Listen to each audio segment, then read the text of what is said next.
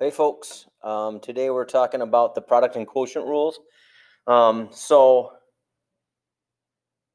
we've got this thing called the derivative, which is, hopefully, you know, this slope of the tangent line. So this relationship between the slope of the tangent line and this thing called the derivative. We started off finding the derivative by definition. That was the limit of h. Actually, you think about in your head, pop quiz, right? The limit by derivative by definition up here. Go. You have 10 seconds. 9, 8, 7, 6, 5, 4, 3, 2, 1, 0. F prime of x equals the limit as h approaches 0 of f of x plus h minus f of x all over h. Then we learned that, so we had to do our derivatives the long way. This is what I call the long way first. Then we learned the derivative shortcut, which let's do a quick practice of the derivative shortcut. F of x equals 3x to the fifth minus 7x to the third plus 4x minus 9. You have 5 seconds to derive that. 5, 4, 3, 2, 1, 0. F prime of x equals 15x to the fourth. The two steps of the derivative shortcut: multiply exponent by coefficient and then subtract 1 from the exponent. 3 times negative 7 is negative 21. Subtract 1 from the exponent. 1 times 4 is 4. Subtract 1 from the exponent. I wouldn't have any x's, and this doesn't have an x, so that's x to the 0. So that would kill off that constant term. So up to this point, we have been able, and then remember that there's many more complicated versions of this situation, where you have sometimes an x on the bottom, which means a negative exponent. Sometimes you have a root, which means a fractional exponent. Well, today what we're looking at is what happens, how do you derive things when they're multiplied together? Now, unfortunately, well, actually, I want to talk about this first before I forget. This is a great way to think about f of x and f prime of x. It really is a great way, and I wish I would have known this years ago as a teacher. I think Corpy does a really nice job of explaining this connection. F of x, this thing called f of x, is a y value machine. So if you ever want y values, you plug things in, you plug in. Look, you're always going to know x. They're always going to tell us the x, or sometimes you got to go find the x. But for the most part, you're going to be given an x, and they're going to say something like, does f, intermediate value theorem, for instance. There's going to be times where you're going to want to find these y values. To find a y value, we plug things into f of x. Then we have this thing called f prime of x. F prime of x is a slope value machine. So if I want to find a y value, I plug it into f of x. If I want to find a slope, I plug it into f prime of x. And I think that's just really a neat way to look at the f and f prime. So we have, what we're looking at today is what happens when you have two functions multiplied together. Well, I wish it were as simple as this. It's kind of like, remember when, let's go back to, maybe 7th grade or so, and you had something like x plus 4 squared. Now, some of you guys still fall for this, but lots of people think that this is x squared plus 16. Unfortunately, that is not true. I wish it were that easy. Instead, what we have to do is we have to write this twice, x plus 4, and we have to distribute it from there. So this trick doesn't work. Even though it seems like it should work, it doesn't work. This is the same situation. Derivative of f of x times g of x, you would think, would be the derivative of f and the derivative of g. Unfortunately, that is just not true. It's false. This is not true. This is the incorrect product rule. I wish it were that easy. Well, it turns out it's not super complicated to be able to do the derivative of two functions multiplied together. So it turns out that if your first function is f and your second function is g, the product rule is the derivative of the first thing times the second plus the first function times the derivative of the second. Now I'm going to write this up using u's and v's. I think it's a lot easier because I get confused with f and g when I've got this function g and then I would call this f and this g. It gets confusing. So I'm going to always use u's and v's. d dx, which remember means the derivative of u times v, is equal to u prime v plus u v prime. I don't know what to tell you. Memorize that. You cannot possibly be successful in the rest of this course without knowing the product rule. It's like if I said to you, how do you do the derivative shortcut, and you don't know that, you're in trouble. You're in real trouble in terms of trying to be successful. Now, why this works the way it does, I'll be honest, I don't know. I'd have to really try to look up somebody's proof and try to wrap my head around it, but I've never really taken the time to do that. I just know that it works. So the derivative of u times v is u prime v plus uv prime. All right, so he says it with f's and g's. F prime g plus f g prime. I'm going to say it with u's and v's. U prime v plus uv prime. Memorize, memorize, memorize. All right, so here we go. Find the derivative. We've got g of x is equal to this function times this function. So using the product rule. So let's go ahead. I like to make a little chart here. I like to make a little table. So I would say u, in this case, is x. That's the first thing getting multiplied together. U prime then is the derivative of x. The derivative of x is 1. V is the second piece. That's 5x subtract 3x squared. That's a polynomial, so we can derive using the derivative shortcut. So that would be 5 minus 6x. Now we have our u's and our v's. Now we're going to plug them into this formula. Another way that you can do this, some kids last year like this. I don't know if you want to do it or not. It's up to you. It's u prime v, these two things multiplied together.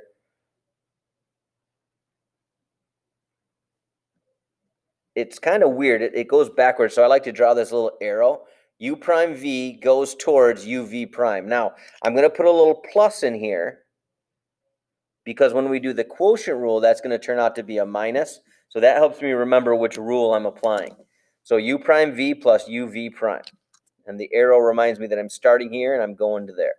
So g prime of x would be equal to u prime v, and I'm going to write it out all the way, even though we don't need to. I'm going to write every piece just because I want to make sure that everybody gets where I'm putting this, how I'm putting this together. U prime times v plus u, which is x, times v prime, which is 5 minus 6x. Now I can start to clean this thing up. Math voice says to distribute. I would get 5x subtract 3x squared plus 5x minus 6x squared. I would combine like terms. 5x plus 5x is 10x. Minus 3x squared plus negative 6x squared is subtract 9x squared. And there we go. G prime of x is equal to. Now, is this more complicated than the derivative shortcut? Yeah, it's more complicated, right? Not a ton more complicated, but it's more complicated. So if you can avoid that, you should try to avoid it. And what I mean by that is if you can clean up, we always talk about when you look at this, what's your math voice say first of all? Well, what could I do? I could distribute right away. If I wanted to, I could distribute that first, and then I don't have to do the product rule. So our saying is, and you're going to hear this a lot in this class, simplify early and often. Simplify early and often. If you can clean up first, you're going to make your life a lot easier. So I'm going to take this, I'm going to distribute it this time. So now this is a rewrite. Notice this isn't G prime, and you've got to get good at making sure that you're writing down, is this G or is this G prime? So this is still G. I'm going to distribute. I would get 5x squared, subtract 3x cubed. Now I've got this thing as a polynomial, which means I can derive doing the derivative shortcut.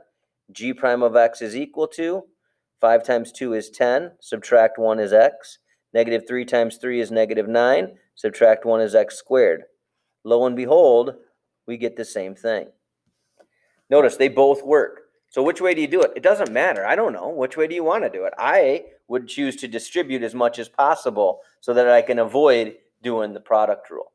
So keep that in mind. If you can clean up first, clean it up first. Now, sometimes you can't clean it up. For instance, down here, I've got 5x cubed. That's getting multiplied to cosine. There's nothing I can do to make that look any nicer. So we're stuck with it. Now, I like to label what I'm doing. I like to label what I have to apply here. And in this case, I've got something times something else. That means this is a product rule. Now, I call this just a straight up product because there's no adding or subtracting. Over here, we get where we start to put multiple rules together. Okay, so my U times my V. So now I make my little table. U equals 5x cubed. U prime equals, derivative of that, 3 is 15x squared. V is equal to cosine. I'm going to give you 5 seconds to figure out what V prime is. 4, 3, 2, 1, 0. Okay, the derivative of sine is cosine, so the derivative of cosine is negative sine. The derivative of any of the cos, and we're going to get more into this, is it this section? Yeah, this section. We're going to add all the trig functions, and so the derivative of anything with a co ends up being negative. Now I'm going to apply the product rule, which is u prime v plus uv prime. I like to put the little arrow in there to remind myself that you start with the inside group and you go to the outside group. All right, so this is just d dx, so I don't need to write like f prime or anything. This says just take the derivative of this. So I would now take u prime v, which is 15x squared, times cosine of x, plus u, which is 5x cubed, times v prime, which is negative sine of x. There's nothing really to clean up here. I would rearrange this a little bit. Now, remember, on a free response, you could stop right now, but I'm going to still expect you to clean up mostly as much as you can. So that's 15x squared cosine of x. I'm going to bump that negative out front, minus 5x cubed sine of x. Now, if I wanted to, I could factor out a 5x squared. That would make things look a whole heck of a lot nicer, but I could do it if I wanted to. All right, let's take a look at the next one. I want you to pause it, and I want you to figure out overall what type of problem is this. All right, let's see how you did. Overall, this is a difference rule. So this is a difference with, as I take the difference rule, that means I need to derive this piece and I need to derive this piece. Well, deriving this is just straightforward. There's no trickery here. Deriving this is a problem that has a u and a v. So I'm going to derive this. This is a difference rule with a product rule in it. So I've got to do my u's and v's on this and then bring that answer back and apply it to the difference rule. So I'm going to highlight that with a different color. This is my product rule. So I'm going to take this now, and I'm going to do my u's and v's. U equals 2x, u prime equals 2, v equals cosine of x, v prime equals derivative of cosine is negative sine.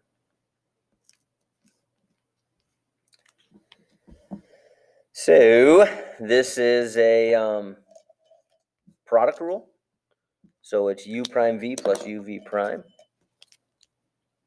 I'm trying to find a good color, which I always take forever on.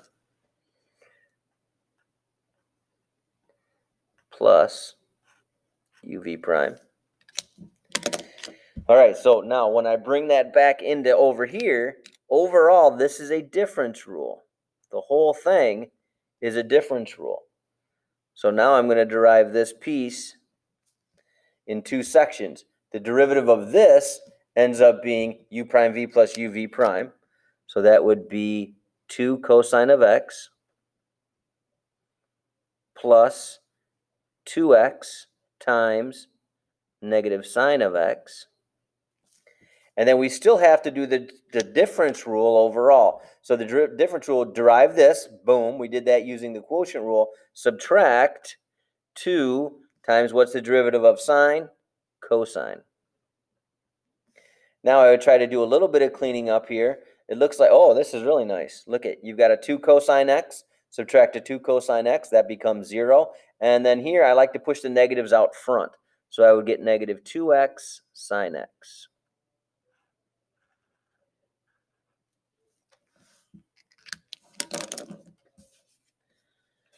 All right, so there's the basics. There's the fundamental idea, kind of the intro to this thing called the product rule. Well, if after you do the product rule, what do you think would come next? Of course, the quotient rule. So we did the multiply rule. Now we're doing the divide rule. And again, I wish this were true. I wish the derivative of f over g was f prime g prime. It's simply not. So we cross that out. That is incorrect. It's not true. Turns out that the derivative of f over g is g f prime minus f. I don't know why he writes it in this order. I think that's confusing. Oh, because he likes to sing this song. That's right. That's why he does it this way. I'm not going to do it that way because what I want to point out is that this is the same as the product rule, is the same as the beginning of the quotient rule, except with a subtract in the middle. So what I mean by that is the difference, the derivative of u over v is equal to, okay, now this is what I'm saying.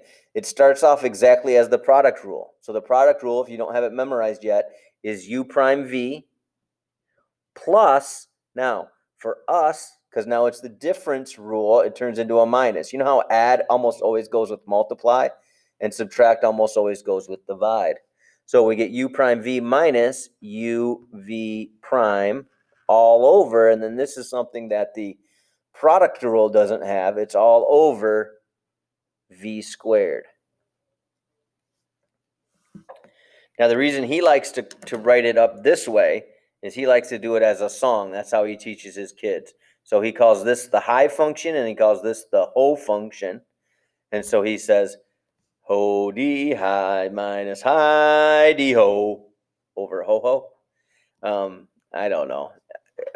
The way I've seen it before is high over low instead of ho. So it would be high D low minus low D high. I don't know. Whatever. Memorize it however you want. I memorized that because it made more sense because it tied it back to the product rule. Ho D high minus high D ho. Low D high minus high D low. Over low low. Whatever. All right, so here we go. Now, again, if you can clean up, try to clean up first. But in our case, there is no way to clean this up. There's no reducing that can go on here. There's nothing that's divisible. Now, you could do some synthetic division, some long division, but you'd see right away we'd run into a problem because this has a higher degree than that.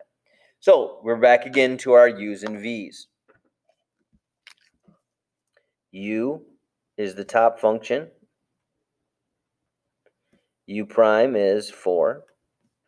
V is the low function. That's x squared minus 1. V prime would be then 2x. Now I want to derive this thing. This time, though, it's u prime v minus uv prime. So there's a minus in there this time. I'm going to subtract the second group. So if we take a look here, I do have to label this. This is y, so we would have a y prime. Y prime would equal to u prime v, so that's 4 times x squared minus 1, minus, now I like 4x subtract 2 times 2x.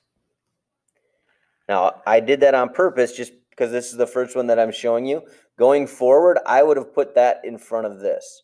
So you remember, you can multiply in any order that you want. So I would always put the piece that's one term in front of the piece that's two terms. Anyway, now don't forget, it's u prime v minus uv prime over v squared. So on the bottom, I'm going to have x squared minus 1 with a squared.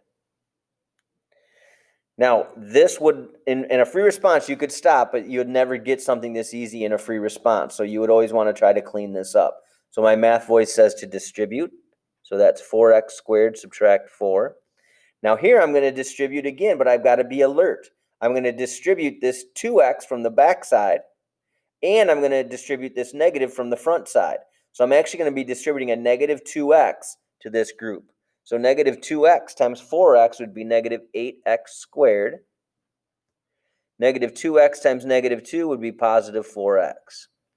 Over, don't lose track of this. Don't get lazy and just work on the top. You've got to work on the whole fraction at the same time. Now we can combine some like terms. I always like to put the squares first, so I would have negative 8x squareds. Then I would have 4x's. And I would have a minus 4 all over x squared minus 1 squared.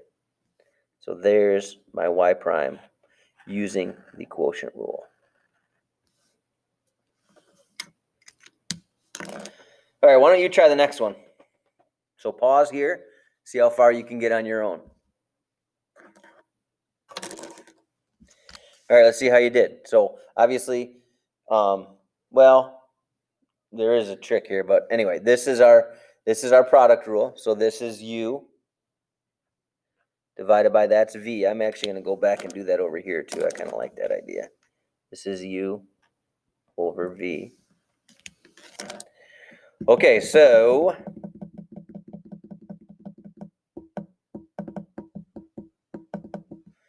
oh, gray. We never use gray, right? Poor gray. All right, so what is our u? Sine of x. So u prime would be the derivative of sine is cosine. V is cosine. The derivative of it's a so it has a negative with it. Derivative of cosine is negative sine. U prime v minus uv prime. So we do have a name for our function, so we should name our derivative f prime of x is equal to, okay, here's kind of interesting. What's cosine times cosine? Cosine squared minus what's sine times negative sine? Well, positive times, so first of all, sine times sine would be sine squared with a negative, but that negative and that negative cancel, make a positive, and we get sine squared over cosine squared, because it's our u squared underneath. Now, I wish those cosines would cancel. I wish the squareds would cancel. They simply don't. It's not a legal algebraic move to cancel them there. Because if you cancel, you have to be able to cancel from all three. So there's not a cosine in this piece, which means I can't clean that up. And then to kill off a squared, we'd have to square root. But the problem is that the plus messes up our square root. So we wouldn't be able to even square root, and we'd have to do it to the other side. It's a mess. So there's nothing we can do algebraically to clean this up. You have to think back. There is a way to clean this up, though. You have to think back to our trig rules from last year. And the College Board expects AP Calc kids to know most of the trig identities. This is a famous trig identity from last year. Do you remember? Cosine squared plus sine squared was the same as 1. That's what we call our Pythagorean identity. Now, 1 over cosine squared can be cleaned up. 1 over cosine squared is the same as, so the reciprocal of cosine turns out to be secant. And so we get f prime of x equals secant squared of x. I wish I would have done this sooner, and I didn't notice it in my notes, but I want to talk about this. I just want to remind you what cosine times cosine does when you clean it up.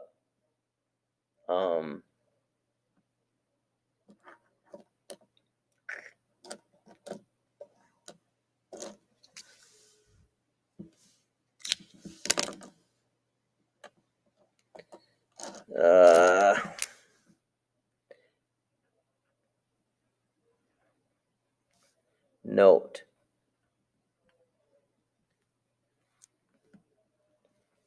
Cosine x times cosine x equals cosine squared of x, which is different than cosine of x squared.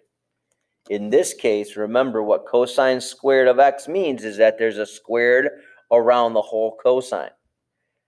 This means who's getting squared. This is only the x getting squared. When I put the squared here, it means the squared is around the cosine and the x at the same time as a group, which is different than just putting it on the squared. Okay, so next up, we've got some applications. So let's apply some of our ideas here. Find an equation of the tangent line to the graph of blah, blah, blah. All right, stop, go back, annotate. Is there anything that you see in here? Hopefully you see a lot of things. If I want to see the equation of a tangent line, what do I need to be able to do the equation of a tangent line? I need to have a point,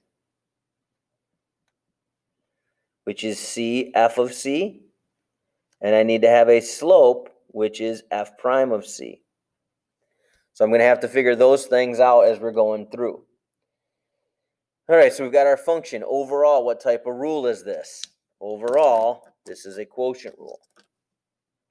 I like to label above how many rules I have to apply. This is only a quotient rule. Now, this looks kind of weird, but we're going to do a rewrite on that to make that look a lot easier. Okay, so let's start off. Let's try to find the point first. Well, life is pretty good here. They gave us a huge clue. They gave us the clue that our point is -1, comma. Now, how would I figure out what happens? Well, I'd take, if I want, the point is -1, comma, f of -1. So I just now need to figure out what f of -1 is, and we figured that out by plugging in a chugging. So I'm going to put -1 in here. So -1, that would be -1. That would be 3, that make that a positive. So 4 over 4, which is 1. If you can't do that in your head, plug it in, go over here, do some work, show it on your own. You'll see that -1, comma 1. If not, ask in class. Now, to find the slope, we want to figure out what the derivative is and plug in. So my slope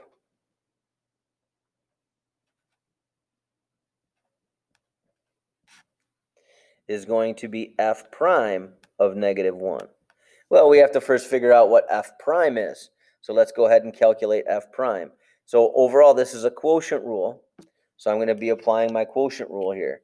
U equals 3 minus. Now, this is where you can start to save yourself some steps. You can rewrite this as 3 minus 1 over x here, but then you got to do a rewrite anyway. So 1 over x is the same as x to the -1. U prime equals, all right, let's derive that. Derivative of 3 is gone. -1 times -1 is 1. X to the subtract 1 would be -2. V is equal to x plus 5. V prime then would be 1. Now I want to do the quotient rule, so then I'm going to highlight accordingly.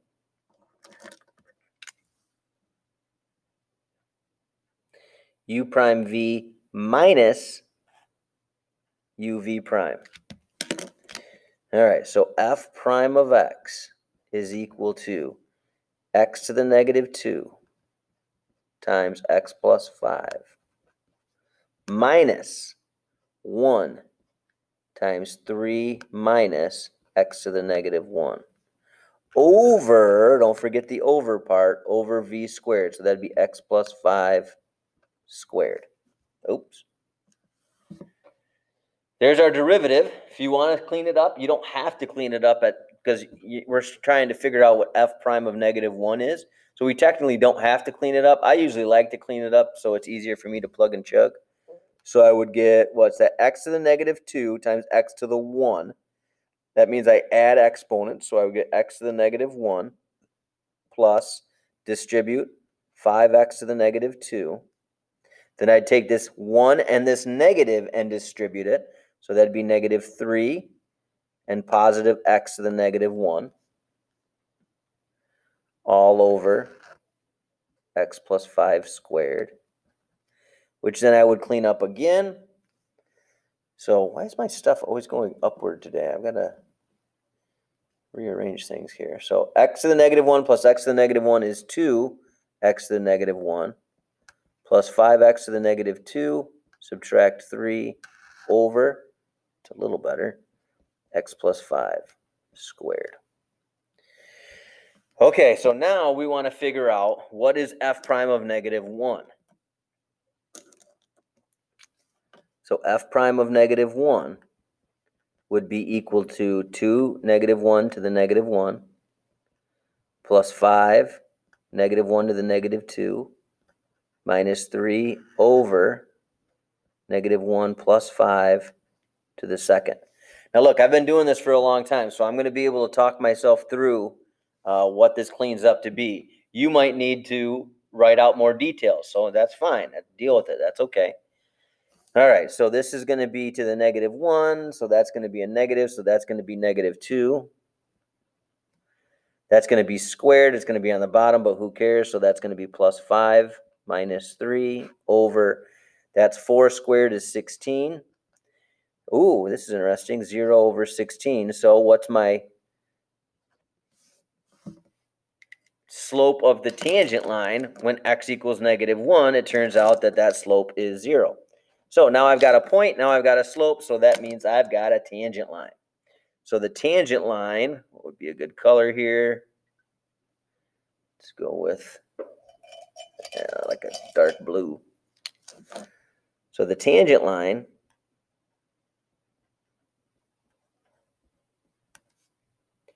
to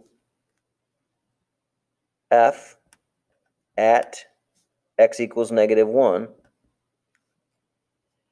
is, and I always like to write mine in Taylor form, so that's y equals y, which was 1, plus the slope.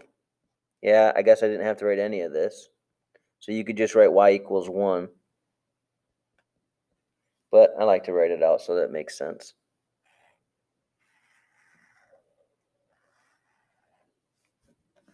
If you wrote just y equals 1, that would be acceptable because that 0 kills off that x plus 1.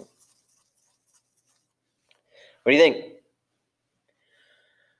All right, let's get through these next two, and then we'll get down into then we'll come back and do the other trig functions.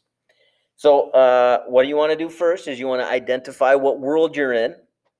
In other words, what rules are you going to apply to this? So as I look at this, overall, the overall rule is this thing's getting divided by this thing. So overall, this is a quotient. Now, as I derive each piece, though, am I going to have to apply another rule? Yeah, this is a sum rule. I don't usually write those, but this is a product. So I think of this as a quotient with a product. So I'm going to need two sets of u's and v's. So let's start off with the first set, the quotient. So this is the u and the v for the quotient rule. U is equal to x, u prime is equal to 1, v is equal to sine, v prime is equal to cosine.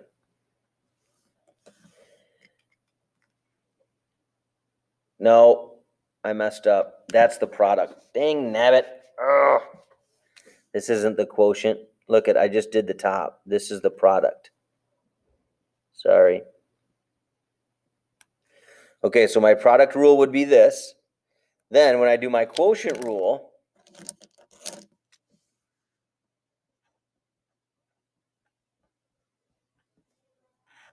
my u is x sine of x.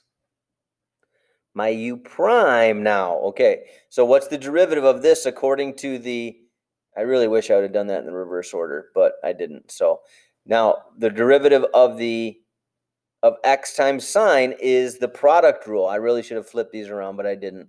So now I'm going to apply the product rule and put my answer in here. So according to the product rule, I would get 1 times sine, which is sine, plus x times cosine, which is x cosine x. V equals x plus 1. V prime equals 1. So let me stop and talk about that again, what I did there. So what I did was I'm doing the quotient rule. I really should have done this first. I messed up. So let's ignore this over here for now. Overall, this is a quotient rule problem. So that's x sine x over x plus 1. Now, as I'm doing my u's and v's, u is x sine x. But as I derive that, that's a product rule. So then I go over here and I set up a product rule on that. X is my u, v is my sine. I derive both pieces, and then I apply the product rule here, and I put the answer to that as the derivative of x sine x.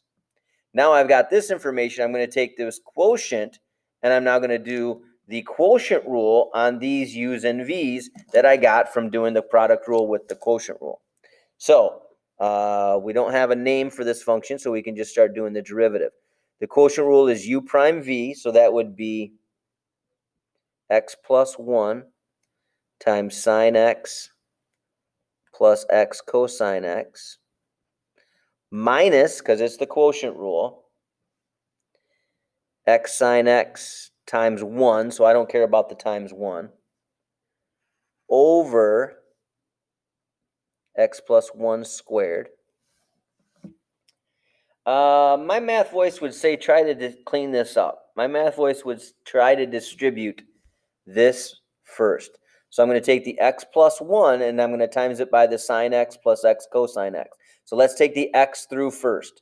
So what's x times sine x? Would be x sine x. Then the x times x cosine x would be x squared cosine x. Then I'm going to take the 1 and I'm going to distribute that through. 1 times sine is sine. 1 times x cosine of x is x cosine of x minus x sine x over x plus 1 squared. And yeah, we did get a little bit of niceness out of that. Look at, you've got an x sine x minus an x sine x, so we can kill those guys off. Yeah, nothing else looks nice. Nothing else is clean upable. So we would leave this as x squared cosine of x plus sine of x plus x cosine of x all over x plus 1 squared.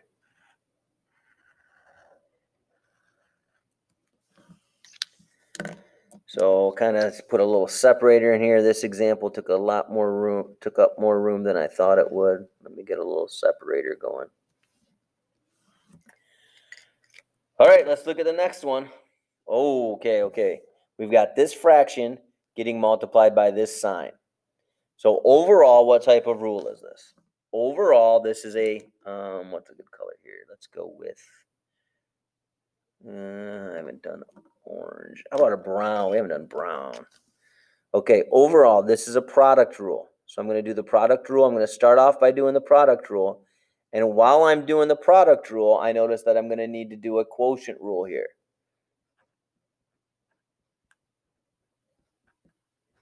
Okay, so let's start off with the product rule. Maybe here's where I'll use some orange. Product. Okay, so who is u? U is this piece, so that's x over x plus 1. U prime, okay, if I want to derive this, I need to do the quotient rule. So now I'm going to grab a quotient rule.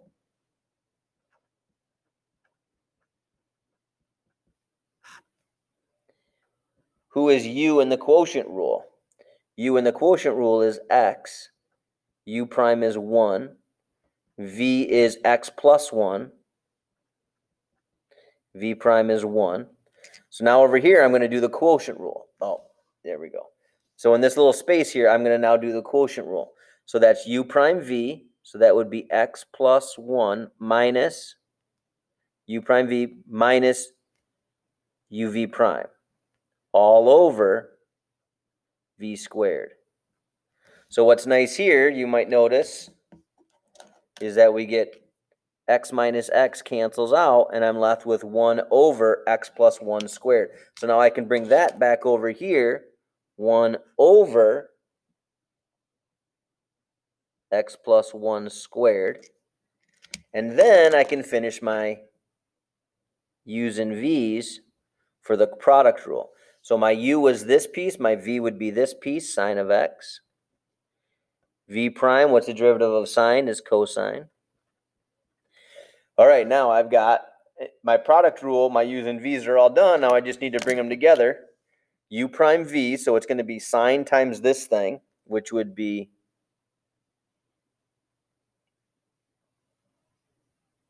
oh boy, this is going to get a little messy, isn't it? Oh, no. This is a product rule. Nice. I was going to say, oh gosh, we're going to have a sine squared on the bottom. This is a product rule, which is u prime v plus uv prime.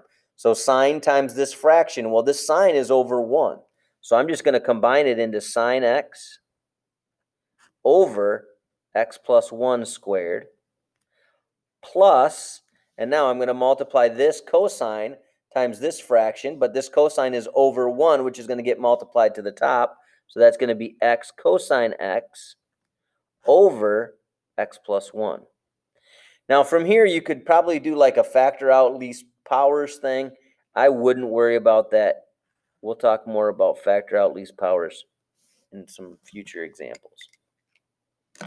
Okay, so let's stop there. I'd get after the homework. At least you should be able to do everything without some trig functions in it. So I would get going and yeah, get some practice in. Good luck.